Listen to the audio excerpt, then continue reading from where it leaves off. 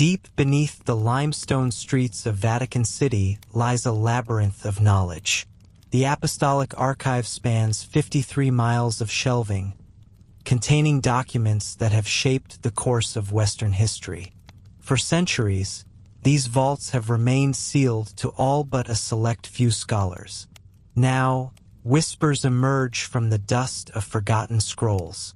Some researchers suggest that within these private collections lie accounts that predate the Church itself, reaching back to the cradle of civilization in ancient Sumer.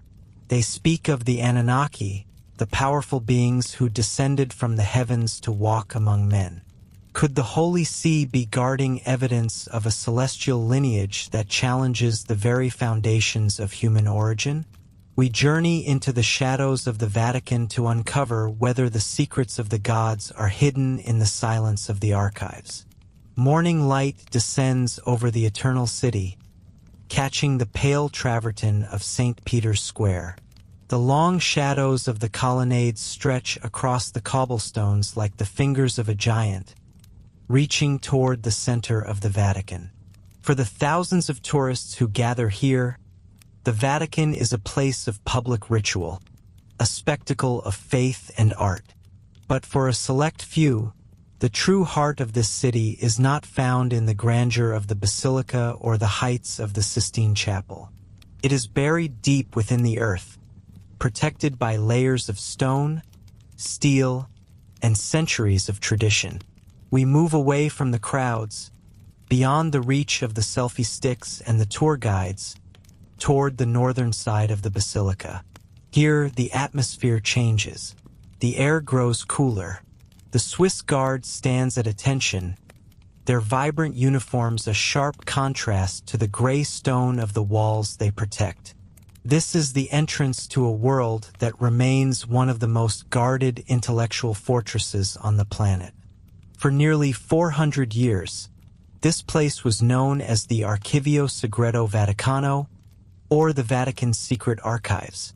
In recent years, Pope Francis changed its name to the Archivio Apostolico Vaticano, an effort to demystify the institution and shed the conspiratorial connotations of the word secret. Yet, for those who seek the lost history of humanity, the name change does little to lessen the aura of mystery that clings to these halls. To enter the archives is to enter a silence so profound it feels physical. This is not a library in the traditional sense. There are no browsers here, no casual readers flipping through paperbacks. Access is granted only to qualified scholars, and even then, the vetting process is rigorous. One does not simply walk in. A researcher must provide credentials from a recognized institution of higher learning, a letter of recommendation, and a specific area of study that justifies their presence. Even then, the doors do not fully open. A researcher is given a magnetic card and a seat in a reading room, but they are never allowed to roam the stacks.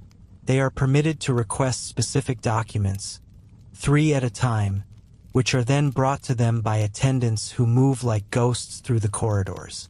The physical scale of the archive is difficult to comprehend.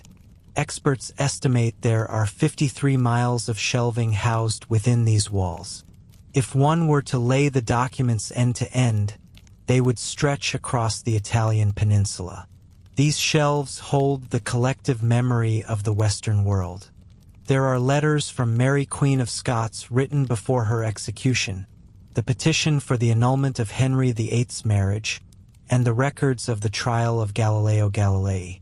There are maps of the New World that haven't been seen by the public in centuries and correspondence with every world leader who has ever mattered.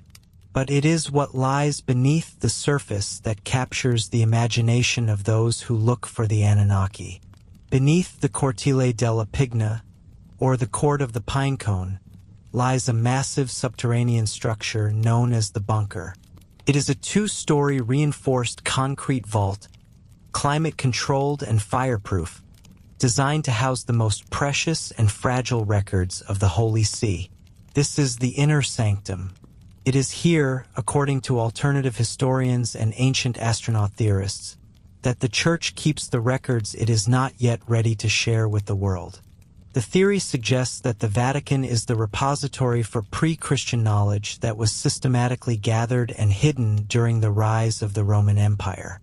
When the Library of Alexandria burned, and when the pagan temples of the Mediterranean were dismantled, it is believed that the most vital scrolls and tablets were not destroyed, but relocated.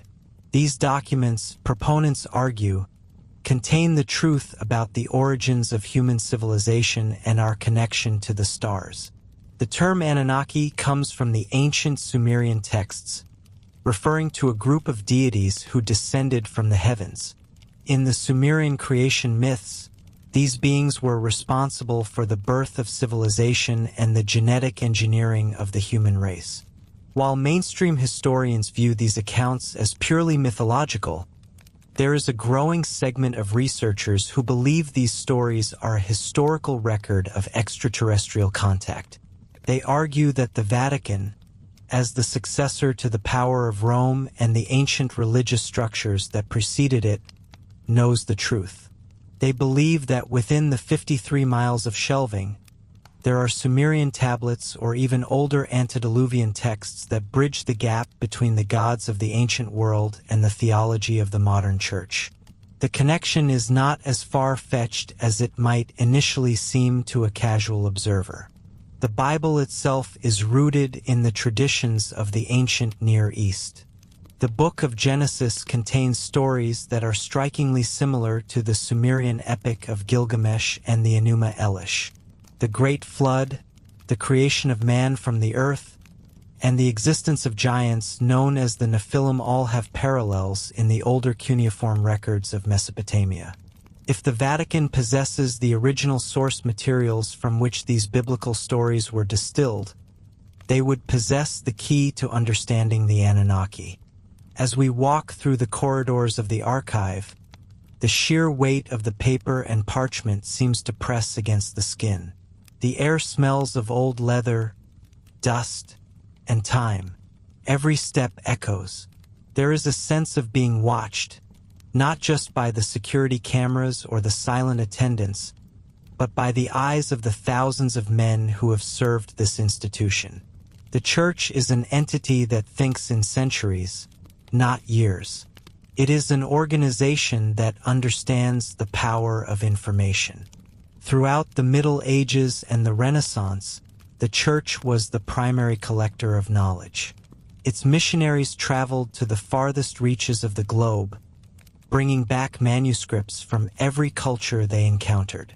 Could it be that among the reports of Jesuits in the Americas or the letters of friars in the East, there are descriptions of artifacts and texts that speak of a different history?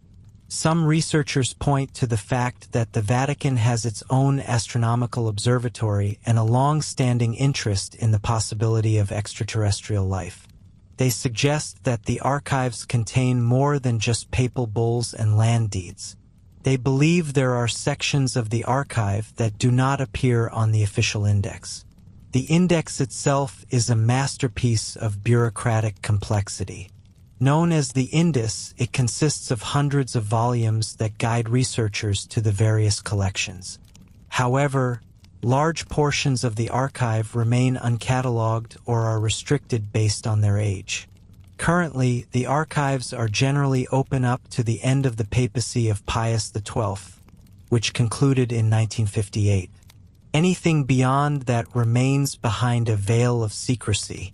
But even within the accessible periods, there are gaps. There are references to missing volumes and folders that contain only a single page where 100 should be. The question that haunts the halls of the Archivio Apostolico is one of preservation versus suppression. The official stance of the Vatican is that it is a steward of history, preserving the past for the benefit of future generations.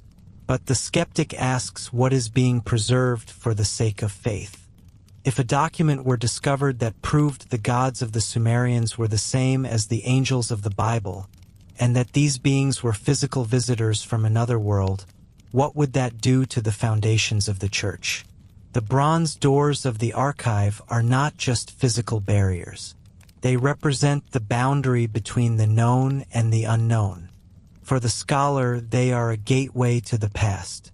For the theorist, they are a lid on a box that contains the most explosive secrets in human history. We look at the rows of wooden cabinets, each filled with thousands of tiny index cards, some written in a meticulous Latin script that has not been used for centuries. Each card represents a path not taken, a story not told. As the sun climbs higher over the Vatican, the light filters through the high, narrow windows of the reading rooms, illuminating the dust that hangs in the air. Each speck of dust might be a fragment of a lost world, a piece of parchment from a time when the gods still walked among men. The silence here is not empty. It is a full, heavy silence, pregnant with the voices of the past. The archive does not give up its secrets easily. It requires patience, linguistic mastery, and a willingness to look where others have been told not to look. We are standing at the threshold of a journey that will take us from the high altars of Rome to the sun-drenched plains of Iraq, and back into the dark recesses of the subterranean vaults. We are looking for the thread that connects the Anunnaki to the apostolic. We are looking for the evidence that the bronze doors are hiding a truth that would change everything we think we know about who we are and where we came from. In this temple of memory, every shelf is a mystery, and every document is a potential revelation. The search for the Anunnaki begins here, in the heart of the Church, where the secrets of the heavens and the earth have been kept in the dark for far too long. The air within the Vatican Apostolic Library is heavy with the scent of aging parchment and the stillness of centuries. Deep within this labyrinthine fortress of knowledge lies a section known as the Borgia Collection. It is named after Cardinal Stefano Borgia, a man of the 18th century whose appetite for the ancient and the exotic led him to amass one of the most eclectic and mysterious assortments of artifacts in the history of the Church. Here, the shadows are long and the silence is absolute. This is not the public face of the Vatican, with its gilded altars and marble saints. This is a repository of the primordial, a place where the records of civilizations long dead are preserved in the dark. Among the delicate manuscripts and the fading maps, there are objects that seem out of place within the heart of Christendom. These are the clay tablets of Mesopotamia, etched with the sharp, angular marks of cuneiform. For the uninitiated, these tablets appear as little more than scorched earth. But for those who understand the language of the first cities, they are the echoes of a world that existed long before the first words of the Hebrew Bible were ever recorded. These texts are the silent witnesses to a history that the Church has spent centuries trying to reconcile with its own doctrine.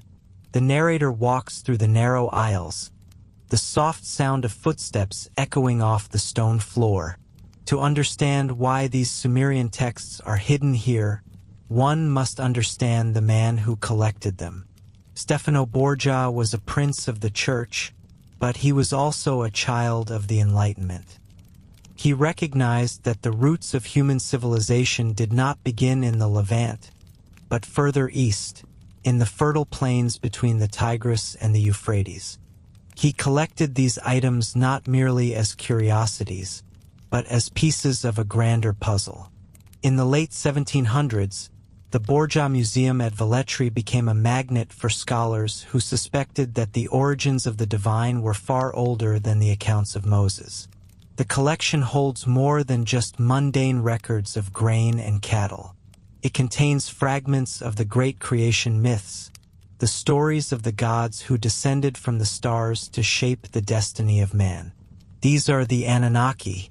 In the Sumerian tongue, the word translates roughly to those who from heaven to earth came. In the Borgia tablets, these beings are not presented as metaphors or as distant spirits. They are depicted as physical presences, masters of technology and wisdom, who established the first kingdoms and laid the foundations of human law. As the camera pans over the surface of a small, rectangular tablet, the intricate wedges of the cuneiform script come into sharp focus. This is a version of the Enuma Elish, the Babylonian creation epic. In these lines, we find the story of the cosmic battle between order and chaos, but we also find something far more unsettling for the theological mind. We find the plural. In the book of Genesis, the text reads, "Let us make man in our image." For centuries, theologians have debated the use of the word us, often interpreting it as a royal plural or a reference to the Holy Trinity. However, the Borja tablets offer a different explanation. The Sumerian originals speak of a council of gods, the Anunnaki, who deliberated on the creation of a worker race. The observational lens moves to a series of cylindrical seals. When rolled across wet clay, these seals reveal intricate scenes of tall, imposing figures seated on thrones, surrounded by celestial symbols. These are the leaders of the Anunnaki, figures like Enlil and Enki. In the Vatican Archives, these depictions are preserved with a curious kind of reverence. There is a sense that the church hierarchy understood, perhaps better than anyone, that these were the original templates for the angels and the Elohim of the later scriptures. By keeping these texts within their private walls, they maintained control over the narrative of human origins. The tension within the Borja collection is palpable. It is the tension between the official history of the world and the hidden history etched in clay. The narrator pauses before a glass case containing a fragment of a flood myth, one that predates the story of Noah by thousands of years. In this version, the decision to destroy humanity is not a moral judgment on sin, but a pragmatic choice by a God who is annoyed by the noise of the growing human population. This shift in perspective is profound. It suggests a relationship between humanity and the divine that is based not on love or salvation, but on utility and management. Why would the Vatican keep such challenging texts? The answer lies in the nature of power. Knowledge is the ultimate currency of the Church. By possessing the earliest records of the Anunnaki, the Vatican possesses the keys to the evolution of religion itself. They can trace the lineage of a myth from a Sumerian temple to a Babylonian palace and eventually into the sacred texts of the Judeo-Christian tradition. To the outside world, these tablets are archaeological curios, but to the inner circle of the Vatican, they are the blueprints of the faith. The documentary style captures the meticulous way these artifacts are handled. A librarian, wearing white cotton gloves, carefully turns a page of a 19th century commentary on the Borja tablets. The ink is faded, but the marginalia reveals the anxiety of the scholars who first translated these works. They saw the parallels. They saw the way the Sumerian king lists described reigns that lasted tens of thousands of years, mirroring the long lives of the patriarchs in the Bible but on a far more expansive scale. They saw the descriptions of flying craft and celestial weapons that defy the technological understanding of the ancient world. The Borja collection serves as a bridge between the known and the unknown. It is a place where the sky gods of the ancient world are stored alongside the decrees of the popes. This proximity is not accidental. It is a silent admission that the stories of the Anunnaki have never truly gone away.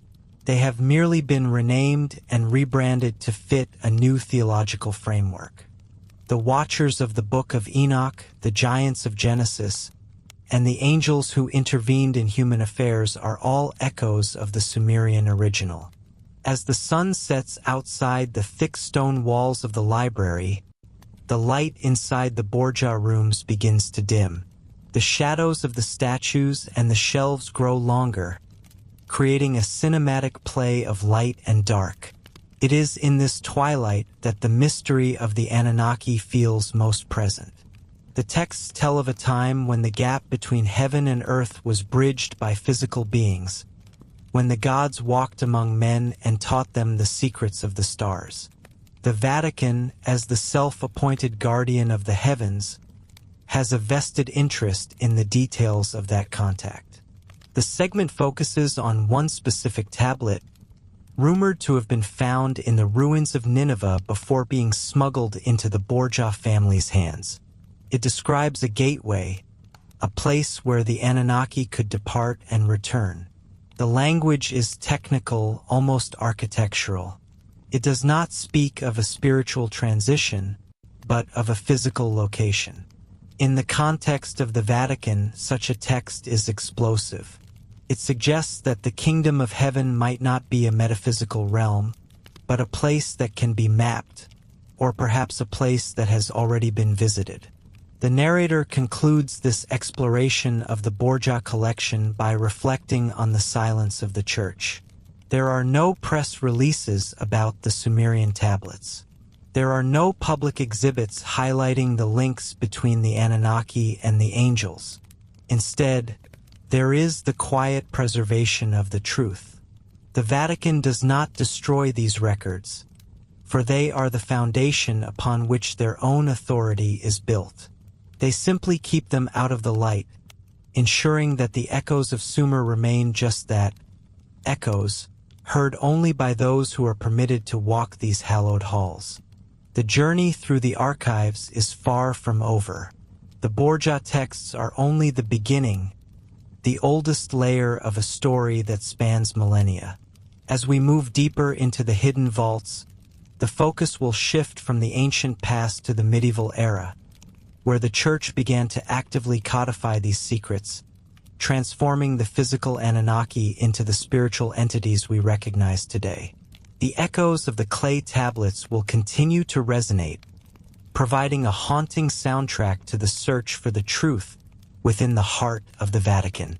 The secrets are there, etched in stone and clay, waiting for the moment when the world is ready to hear the full story of those who from heaven to earth came.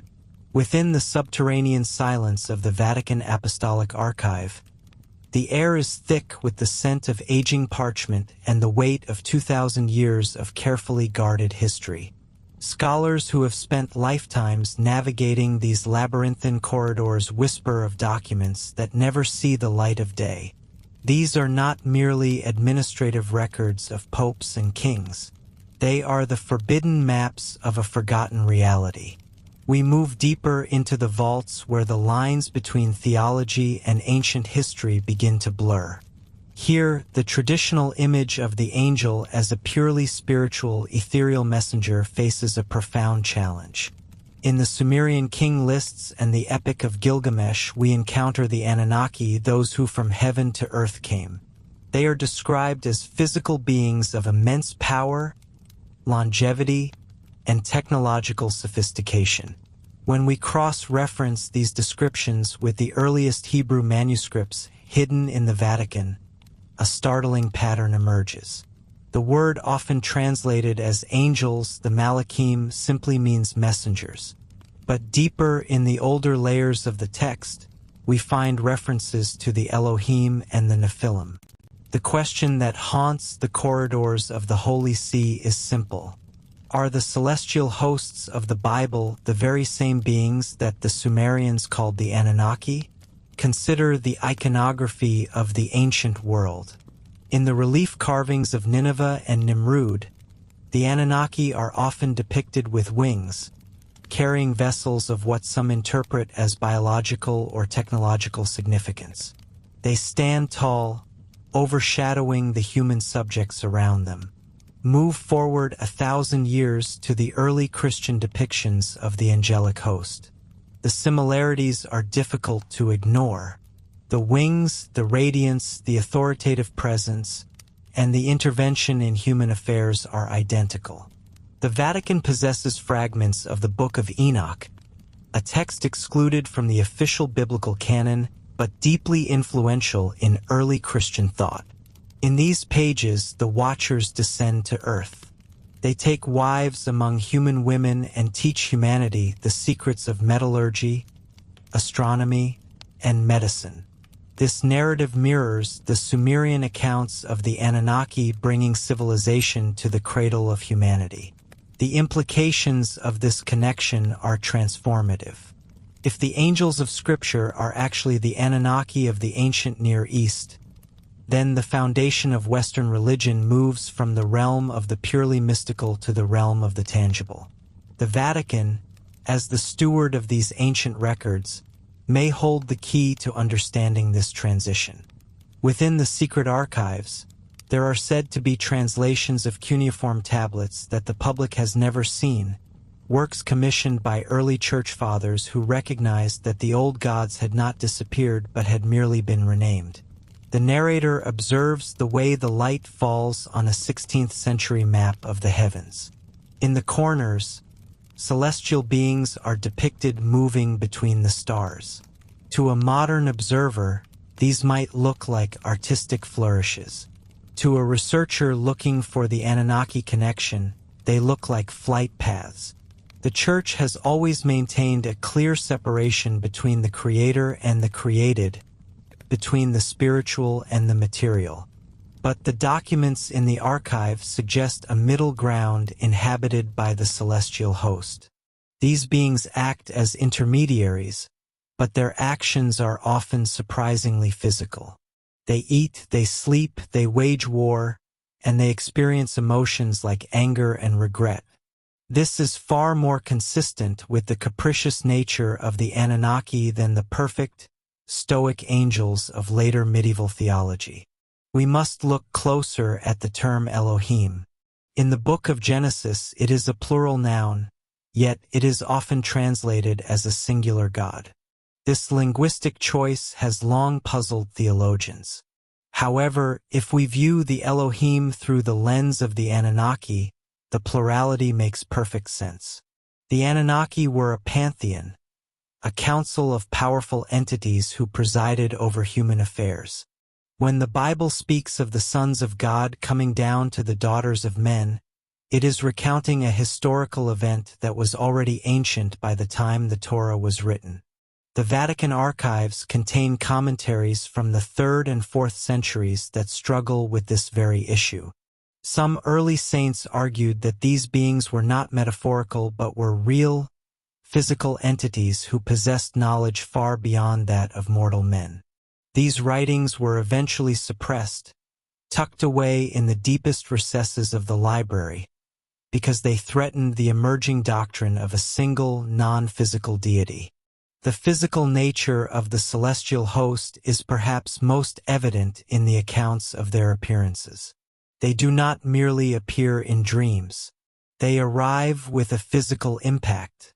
In the book of Ezekiel, the prophet describes a vision of a chariot of fire, with wheels within wheels and eyes all around. This description has become a cornerstone of ancient astronaut theory. In the context of the Anunnaki, this is not a divine manifestation but a description of a craft. If we search the Vatican records for similar accounts from the Middle Ages or the Renaissance, we find reports from monks and explorers that mirror Ezekiel's vision. These reports were often classified as miracles, but their consistency suggests something else. They suggest a continuing presence of the celestial host throughout human history. As we walk through the Hall of Maps, we see the world as it was understood by the Church at the height of its power. But what if the maps in the secret archives show something else? What if they show the locations of ancient landing sites or the remnants of cities built by the Anunnaki? There are rumors of maps that predate the known world, maps that show Antarctica without ice or the precise coordinates of Sumerian temples that have only recently been rediscovered by modern archaeology. The connection between the Anunnaki and the angels is not just a matter of ancient history. It is a matter of lineage. The Nephilim, the offspring of the celestial beings and humans, are described as giants, as men of renown. If their bloodline survived the Great Flood, as many ancient texts suggest, then the history of the world is not what we have been told. The Vatican, as an institution, has always been concerned with lineage and the divine right to rule. Could it be that the Church is protecting the secret of a biological connection between humanity and the stars? The silence of the archives is the silence of a tomb, but also the silence of a vault. It protects treasures that are too dangerous to be shared with the world. The connection between the Anunnaki and the angels suggests that our religions are not just systems of faith, but are the distorted memories of a period when humanity lived alongside its creators. These creators were not gods in the modern sense, but were advanced beings who were perceived as gods because of their power and their origin. The radiance that surrounds an angel in a painting might be a stylized representation of the suit or the energy field used by an Anunnaki visitor. The halo might be a helmet or a communication device. When we strip away the artistic conventions of the last 2,000 years, the physical reality begins to reveal itself. The Vatican's role in this mystery is twofold. It is both the preserver of the evidence and the gatekeeper who prevents its full disclosure. By categorizing these beings as purely spiritual, the Church has effectively removed them from the realm of scientific inquiry. If they are angels, they belong to the priests. If they are the Anunnaki, they belong to the historians and the scientists. This distinction is the battleground on which the future of our understanding of the past will be fought. As we look at the massive bronze doors of the archive, we have to wonder what it would take for the truth to be revealed. The texts are there. The translations exist. The link between the feathered gods of Sumer and the winged messengers of Rome is written in the very ink that the Church has used to record its own history. The narrator pauses by a statue of a winged being, its stone eyes staring into the distance. The celestial host is a concept that spans across cultures and continents. From the feathered serpent of the Americas to the winged discs of Egypt and the Anunnaki of Mesopotamia, the story is the same. Beings came from the sky, they gave us knowledge, and they promised to return. The Vatican has spent centuries collecting the world's most important religious and historical artifacts. In doing so, it has inadvertently become the greatest repository of evidence for the Anunnaki-angel connection. The scrolls, the tablets, and the forbidden books all point to a single conclusion. We are not alone, and we never have been. Our ancestors knew these beings, they walked with them, and they feared them. We have simply forgotten how to see them for what they truly were. As this segment of our investigation concludes, we are left with a haunting realization. The celestial host is not a choir of spirits singing in a distant heaven. They are the architects of our civilization, the watchers who remain in the shadows of our history. The Vatican Archives do not just hold the secrets of the Church. They hold the secrets of our origin as a species. The connection is there, hidden in plain sight, waiting for the moment when the world is finally ready to look beyond the veil of myth and see the physical reality of those who once ruled the earth. The light of the archive lamps flickers, casting long, winged shadows against the walls, reminding us that the past is never truly gone. It is merely waiting to be rediscovered. Through the study of these ancient links, we begin to see the true face of the celestial host, and in doing so, we catch a glimpse of our own place in the grand design of the cosmos. The journey into the heart of the Vatican secrets has only just begun. High above the Alban Hills, southeast of Rome, the summer residence of the Pope stands in quiet majesty. This is Castel Gandolfo, a place of retreat and prayer. Yet, within its historic walls lies something unexpected: the domes of the Vatican Observatory. For centuries, the Society of Jesus, the Jesuits, have served as the intellectual vanguard of the Catholic Church.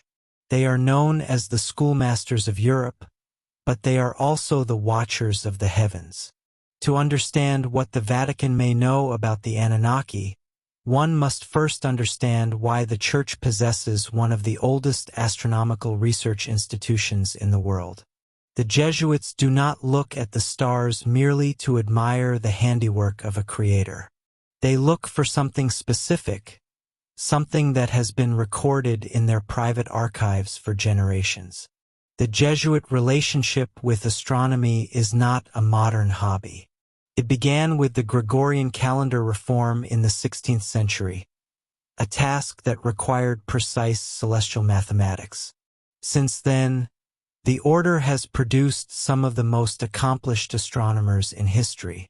From the mapping of the moon to the discovery of sunspots, Jesuit priests have been at the forefront of the scientific revolution. But in the late 20th century, their focus shifted. While the public face of the Vatican Observatory remains academic, rumors persist of a deeper, more urgent mission. This mission involves the surveillance of an object that defies standard classification, a celestial body often referred to as the 10th planet, or more provocatively, the home of the Anunnaki.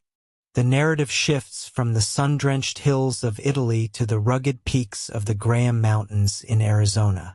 Here, the Vatican Advanced Technology Telescope, or VATT, pierces the thin, dry air of the American Southwest. It is a world-class facility, part of the Mount Graham International Observatory.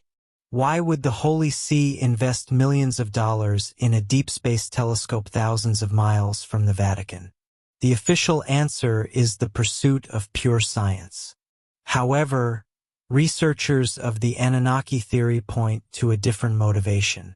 They suggest the Jesuits are monitoring a specific region of space where a dark, massive object is said to be approaching the inner solar system. In the early 1980s, the world was briefly captivated by reports of an infrared source detected by the Infrared Astronomical Satellite. The Washington Post reported on a mystery heavenly body possibly as large as the giant planet Jupiter and so close to Earth that it would be part of this solar system. While mainstream science eventually categorized these findings as distant galaxies or cold clouds of gas, the Jesuit interest did not wane. To the contrary, it intensified. The VATT was constructed shortly after these reports surfaced. It is equipped with advanced infrared capabilities. This is a critical detail. A planet that does not emit its own light, or one that sits on a vastly elongated orbit far from our Sun, would be nearly invisible to optical telescopes. It would, however, glow in the infrared spectrum. The connection to the Anunnaki is rooted in the work of Zecharia Sitchin and other scholars of ancient Sumerian texts. These tablets describe a planet called Nibiru, the planet of the crossing, which returns to the vicinity of Earth every 3,600 years. According to the Sumerian accounts, this planet is the home of the Anunnaki, the ones who came from heaven to Earth. If the Vatican secret archives contain the original, uncensored records of the ancient world, it is highly probable that the Church has known about the return of this planet for centuries. The Jesuit eye is not searching for a new discovery. It is tracking a known entity. The atmosphere within the Vatican Observatory is one of somber dedication. The priests who work here are bound by vows of poverty, chastity, and obedience, but they are also bound by the secrets of their office. In the late 1990s, an Italian investigative journalist named Cristoforo Barbato claimed to have interviewed a high-ranking Jesuit working within the Vatican Intelligence Service, known as the SIV. According to Barbato's source, the Church was deeply concerned about the approach of a celestial body that matched the description of the 10th planet. The source alleged that a secret probe named Silo had been launched by the Vatican to photograph this incoming object, and that the data was being analyzed within the protected walls of the Jesuit observatory. While the Vatican officially denies the existence of such a probe, the historical records in the archives provide a backdrop of plausibility. The Church has long been the repository of information that predates the modern era. During the Middle Ages and the Renaissance, the Church collected maps, scrolls, and codices from every corner of the known world. These documents included the astronomical observations of the Maya, the Egyptians, and the Babylonians. All of these cultures spoke of a celestial cycle governed by a powerful, unseen force. If the Anunnaki were indeed the architects of early human civilization, their departure and promised return would be the most closely guarded secret in human history. The Jesuit astronomers are unique because they occupy the space where theology meets cosmology.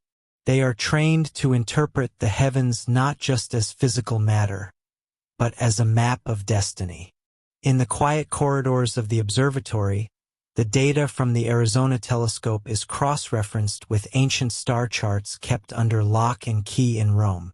These charts do not show the sky as we see it today. They show the sky as it was thousands of years ago, and more importantly, they show the path of the wanderer. The Jesuits understand that if the 10th planet exists, its arrival would challenge the very foundations of religious doctrine. It would mean that humanity is not the center of the universe, and that our creators are physical beings who inhabit a world that is part of our own solar system. The presence of the Vatican on Mount Graham is made even more intriguing by the presence of another instrument nearby, the Large Binocular Telescope. One of the primary instruments on this telescope is known by the acronym Lucifer, which stands for Large Binocular Telescope Near-Infrared Utility with Camera and Integral Field Unit for Extragalactic Research. While the Vatican did not choose the name, their proximity to such a powerful infrared tool has fueled intense speculation. Infrared technology is the key to seeing what is hidden in the dark. It is the key to finding a planet that lurks in the outer reaches of the Kuiper Belt. The documentary camera pans across the sterile, cold interior of the Arizona Observatory. It is a stark contrast to the Baroque gold and marble of the Vatican. Here, the priests wear sweaters and jeans, staring at computer screens that display the thermal signatures of the deep void. They are looking for a deviation in the gravity of the outer planets. They are looking for a faint heat signature moving against the background of static stars. They are looking for the return of the gods. In the Vatican's secret archives, there are reports from the 17th century of Jesuit missionaries in South America and the Far East who recorded local legends of a second sun or a bright star that appeared in the distant past, bringing with it great upheaval. These reports were sent back to Rome and filed away. When these accounts are combined with modern astronomical anomalies, a pattern emerges. The Jesuit eye is not just observing, it is calculating. They are calculating the timing of a gravitational interaction that could trigger seismic events, volcanic eruptions, and climatic shifts. If the Vatican knows that the Anunnaki are returning, it explains the Church's obsession with the end times and celestial signs. The Book of Revelation speaks of a star called wormwood that falls to earth, poisoning the waters.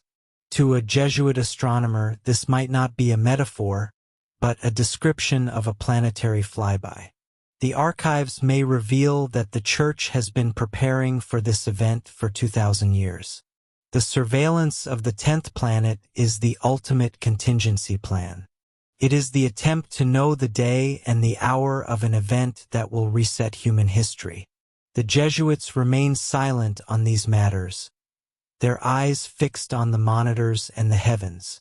They represent the bridge between the ancient world of the Anunnaki and the modern world of space exploration. As the VATT telescope slews across the Arizona night, it follows a path dictated by secrets held in the heart of Rome. The surveillance continues, a silent vigil over a secret that is as old as the stars themselves. The 10th planet moves closer, and with every passing second, the Jesuit eye watches, waiting for the moment when the hidden becomes visible and the ancient masters of Earth return to the light of the sun. The data streams back to Italy, where it is decrypted and added to the most sensitive files in the Vatican. The watchmen are at their posts, and the heavens are no longer silent. The air within the subterranean vaults of the Vatican Apostolic Archive is thick with the scent of aging vellum and the weight of centuries. Beneath the city of Rome, miles of shelving hold the collective memory of Western civilization, and perhaps the fragments of a story that predates the invention of the cross. Among the millions of documents, researchers whisper of scrolls that speak not of a divine judgment fueled by human sin, but of a bureaucratic decision made by a pantheon of flesh and blood rulers.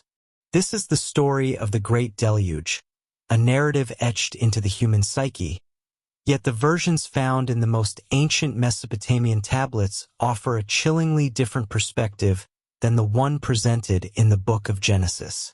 To understand what the Vatican may be concealing, one must look past the figure of Noah and confront the terrifying decree of Enlil.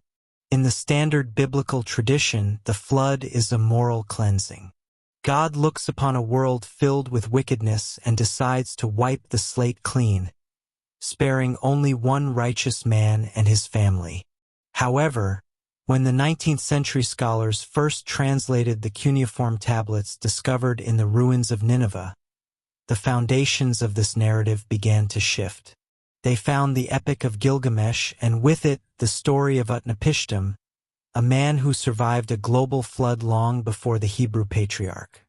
The details were strikingly similar: the building of a vessel, the preservation of animals, and the release of birds to find dry land. But the motivation for the cataclysm was vastly different. In the Sumerian and Akkadian texts, the flood is not a response to human immorality.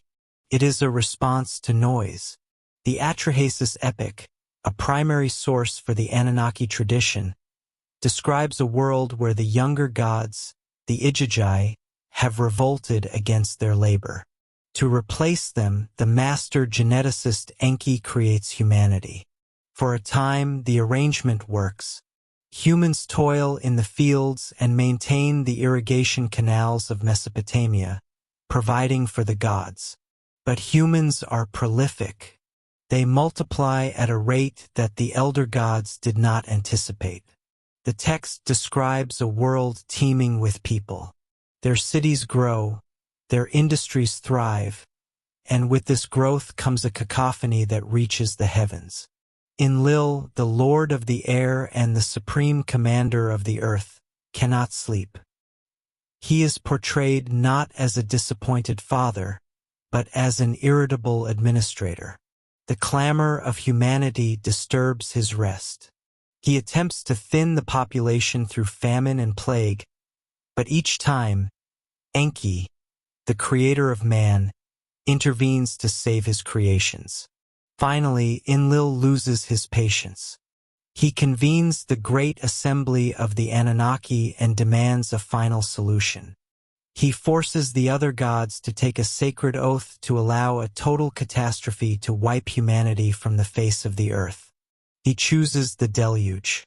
The Vatican Archives are rumored to contain early Syriac and Coptic translations of these accounts that bridges the gap between the Sumerian gods and the biblical Elohim. If these documents exist, they suggest that the Church has long known that the character of God in the early chapters of Genesis may be a composite of two rival entities: the stern, authoritarian Enlil and the empathetic, rebellious Enki. This realization would fundamentally alter the concept of original sin. If the flood was not a punishment for being bad, but a response to being too loud and too numerous, the moral framework of the three great Abrahamic religions faces a profound challenge. The cinematic scale of this ancient conflict comes to life in the details of the Atrahasis tablets. Enki, though bound by his oath to Enlil, finds a loophole.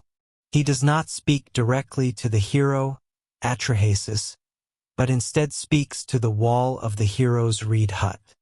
He whispers the instructions for building a boat, knowing that the man on the other side will hear. He tells him to abandon his possessions and save his life. The boat is not a simple wooden ark but a sophisticated craft described as a cube, coated in bitumen, designed to withstand a hydraulic upheaval that is more geophysical than atmospheric. When the storm arrives, the ancient texts describe a scene of cosmic horror. The Anunnaki themselves are terrified by the violence of the water. The goddess Ishtar wails as she watches her children perish. The very beings who decreed the destruction are forced to retreat to the higher heavens, looking down upon a world that has turned to clay. The description of the storm suggests something far more devastating than a long period of rain. It describes the darkness of the sky, the roaring of the winds, and the foundations of the earth being torn asunder. It is a planetary reset. Why would the Vatican keep such parallels under lock and key? The answer may lie in the preservation of the ecclesiastical hierarchy. If the public were to accept that the biblical God was actually a council of advanced beings with competing agendas, the central authority of the Church as the sole mediator between man and the divine would evaporate. The archive may hold evidence that the early compilers of the Bible deliberately edited the Anunnaki records to combine the roles of Enlil and Enki into a single deity. By doing so, they turned a story of survival against cosmic tyranny into a story of repentance and grace. The implications of Enlil's decree also touch upon the modern era. The theme of overpopulation and the noise of a growing civilization remains a central anxiety of the ruling elite today. Some theorists suggest that the Vatican holds records indicating that the Anunnaki did not leave Earth forever, but rather established a cycle of intervention. If the flood was the last major reset, these hidden documents might contain the timeline for the next. The archives might not just be a repository of the past, but a blueprint for the future.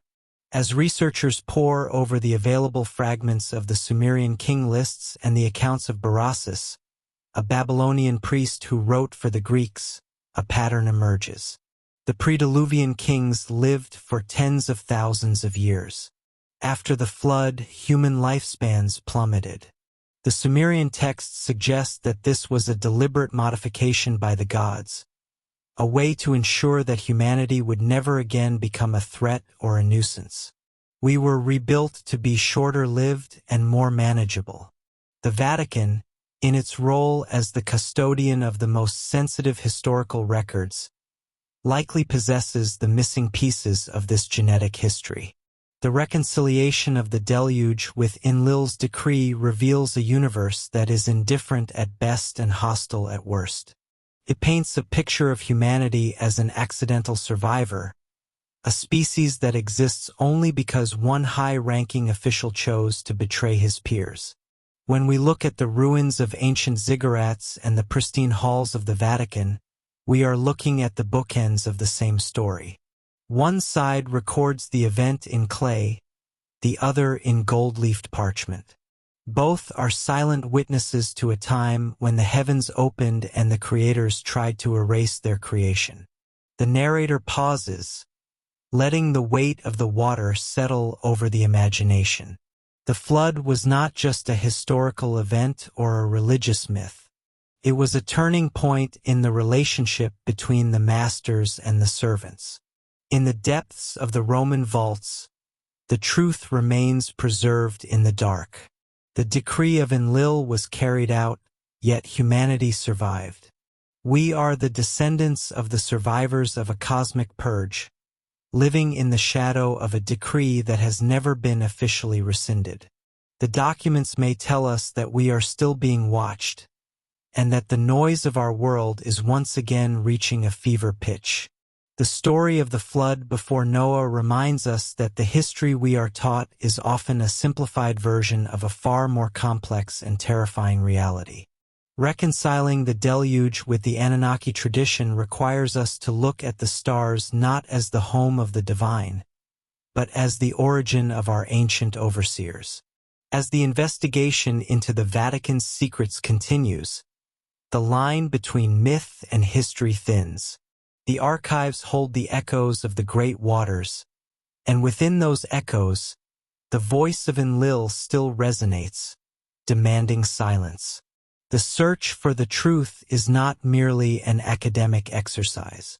It is a journey into the heart of our own origins, a quest to discover if we are the masters of our destiny or merely the subjects of an ancient and forgotten decree.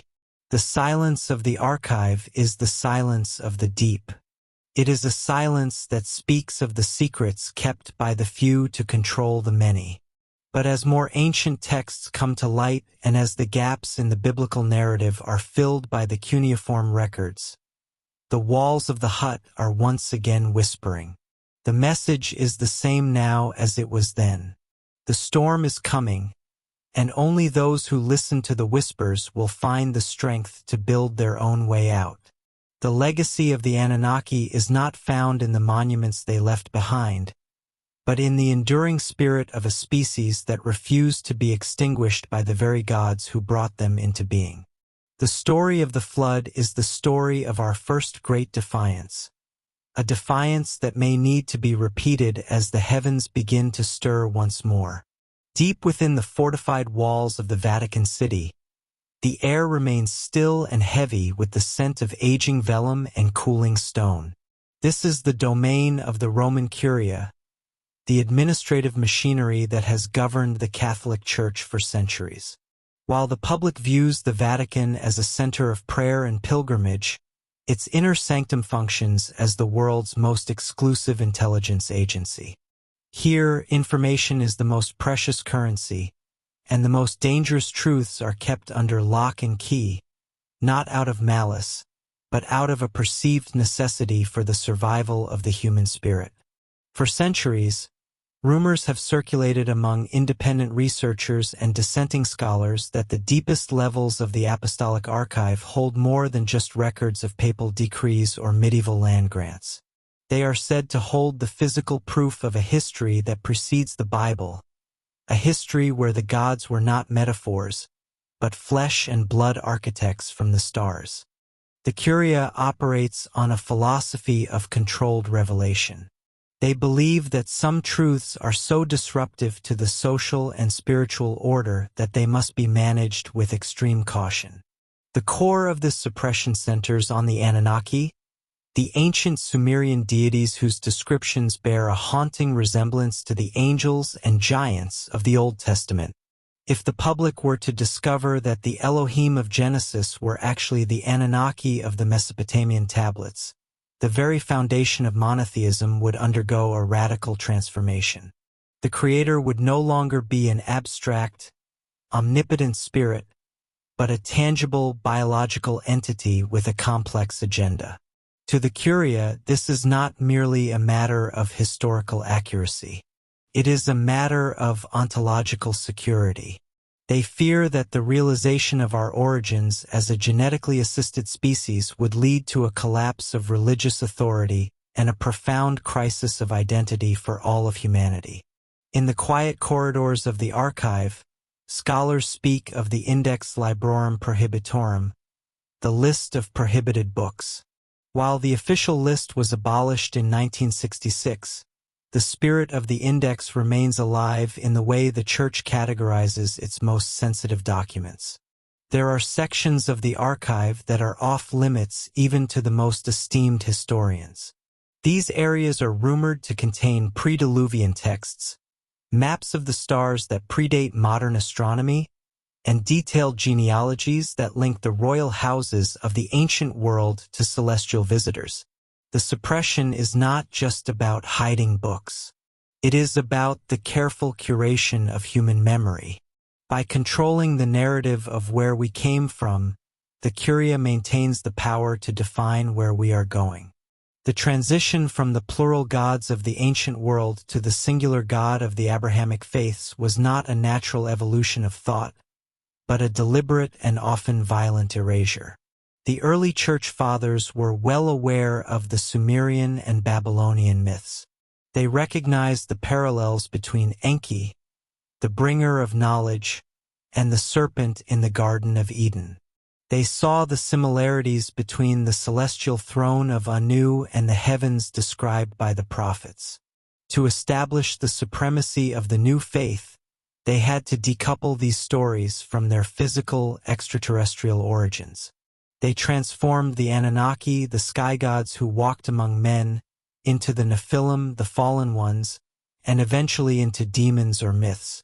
This was the first great burial, a systematic scrubbing of the historical record to ensure that the creators remained distant, invisible, and divine, rather than present and technological. The Curia's motivation for this burial is deeply rooted in the concept of the soul.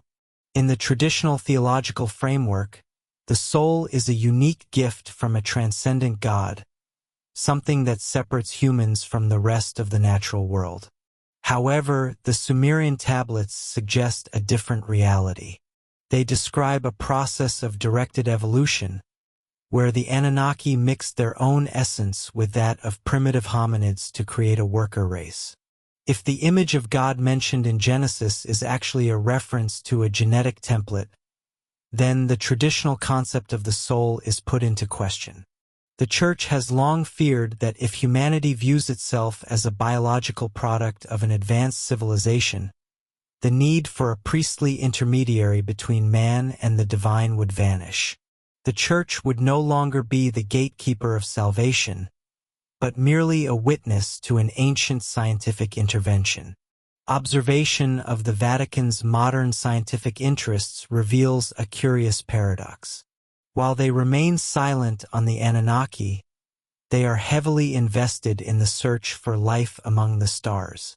The Vatican Observatory, one of the oldest astronomical research institutions in the world, employs top-tier scientists to scan the heavens.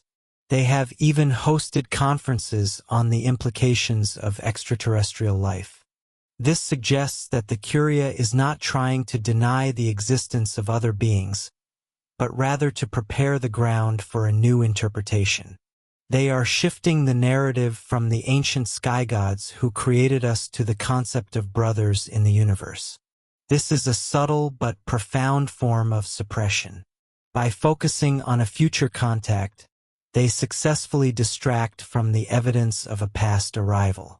They are moving the goalposts of history to ensure that when the truth finally emerges, it can be folded back into the existing religious structure. There are those who claim to have seen fragments of the suppressed history within the Vatican's private collections. These accounts describe metallic plates with cuneiform inscriptions that detail the construction of the Great Pyramids and the true purpose of the Ark of the Covenant as a communication device. These artifacts are allegedly kept in the Sanctum Secretum, a repository for items that are too dangerous for public consumption.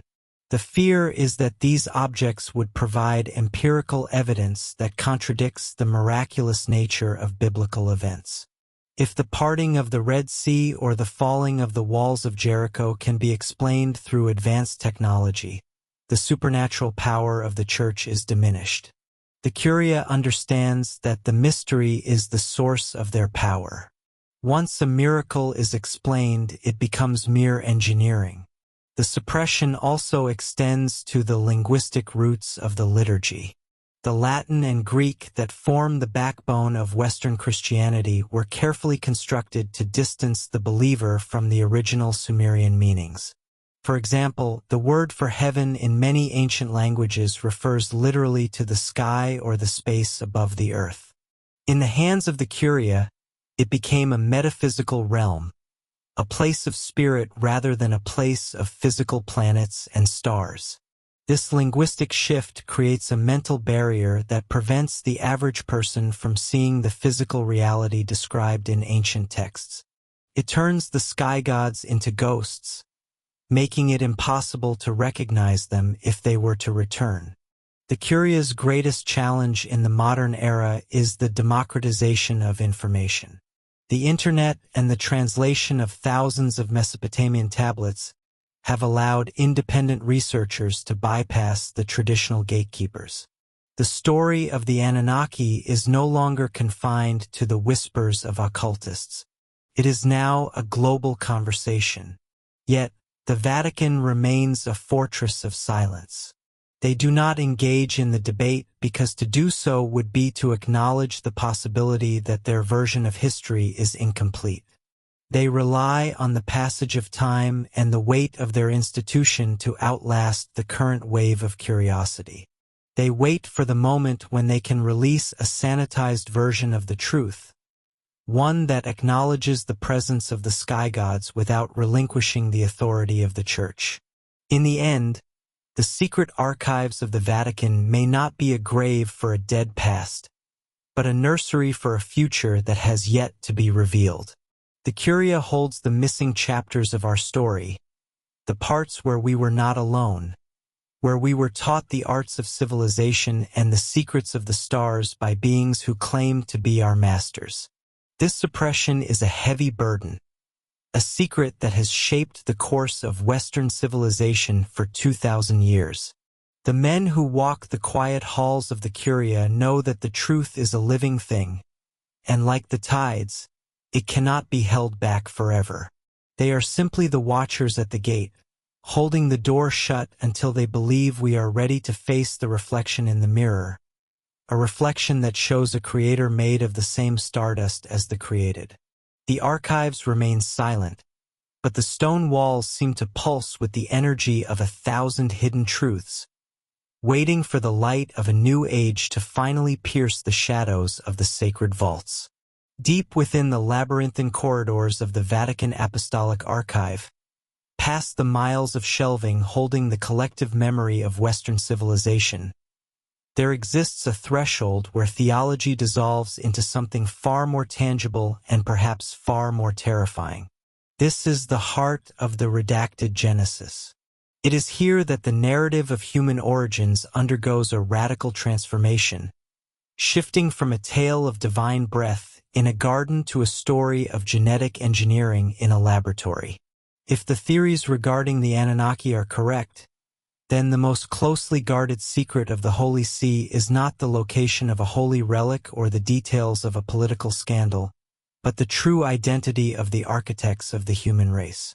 The concept of a redacted history suggests that the Bible as we know it is not the original source, but a carefully edited summary of far older texts. Scholars of the ancient Near East have long noted the striking parallels between the Book of Genesis and the Sumerian Enuma Elish. However, the Vatican Archives may hold the bridge between these two worlds, specifically the versions of these stories that were deemed too dangerous for the public eye during the formation of the early church canon. These documents, reportedly written on materials that defy the standard decay of parchment, are said to describe the Elohim not as a singular spiritual entity, but as a plural group of advanced beings who descended from the heavens to serve their own complex interests. In this redacted version of history, the creation of Adam is not a miracle of clay and spirit, but a sophisticated biological intervention. The archives may contain accounts of the Adapa, the first civilized human, who was fashioned through the mixing of local hominid DNA with the genetic blueprint of the Anunnaki. This project was not born of pure altruism, but of a pragmatic need for a workforce capable of maintaining the complex infrastructures established by these visitors. When one walks through the hushed galleries of the Vatican, one cannot help but wonder if the depictions of angels and celestial messengers in Renaissance art are actually echoes of this biological memory, a sanitized recollection of the day the masters arrived from the stars. The redaction process was likely driven by a need for order. During the first few centuries after the death of Christ, the early church fathers were tasked with unifying a fractured movement. To do this, they had to provide a clear, monotheistic origin story that placed humanity under the direct care of a singular, benevolent creator. The presence of multiple creators, or gods who possessed flaws, technical needs, and internal conflicts, would have undermined the authority of the emerging ecclesiastical structure. Therefore, any mention of the Anunnaki, their technological crafts, or their specific genetic agendas had to be excised. These stories were not destroyed, however. They were classified, filed away under the highest levels of pontifical secrecy, because the Church understood that knowledge of the past is the ultimate key to controlling the future. There is a recurring whisper among those who claim to have glimpsed the forbidden indexes of the archives. They speak of the Book of Enki, a narrative that predates the Hebrew scriptures by thousands of years. This text is said to provide a first-person account of the biological engineering of the human species. It describes the precise locations of the first cities, the mining operations in southern Africa, and the specific genetic sequences used to bridge the gap between primate and sentient worker. If the Vatican possesses a copy of this primordial record, it would mean the Church has been aware of our extraterrestrial heritage for nearly 2 millennia. It would mean that the rituals performed within the walls of St. Peter's Basilica are part of a massive effort to redirect human worship toward a spiritual abstraction, away from the historical reality of our physical creators. This redacted Genesis also addresses the nature of the Great Flood. In the standard biblical narrative, the deluge is a divine punishment for human sin. In the hidden archives, however, the flood may be described as a natural disaster that the Anunnaki chose not to prevent, or perhaps even a tactical decision to reset a biological experiment that had grown out of control. These secret chronicles might detail the internal debates among the Anunnaki leadership, specifically the conflict between Enlil, who wished to see humanity perish, and Enki, who sought to preserve the genetic line through a chosen few. The Vatican's interest in these accounts is not merely historical. It is an interest in the survival of a species and the preservation of a hierarchy that has existed since the foundations of the world were laid. Furthermore, the archives may reveal the true purpose of the Vatican's long-standing obsession with astronomy. The Jesuit order has operated some of the world's most advanced observatories for centuries.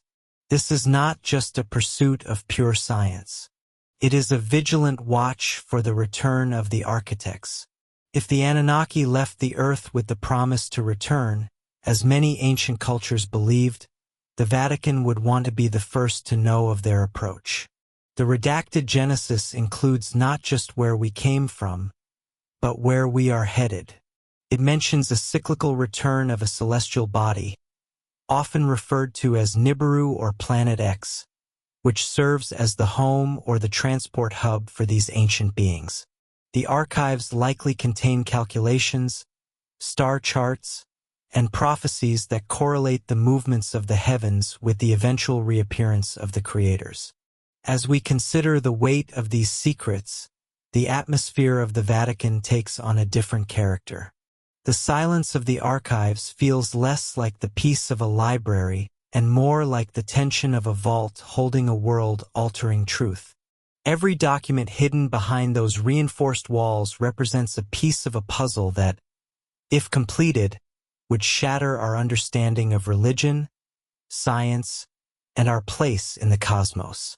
The revelation that we are a created species, a product of ancient intervention, would require a total reappraisal of what it means to be human.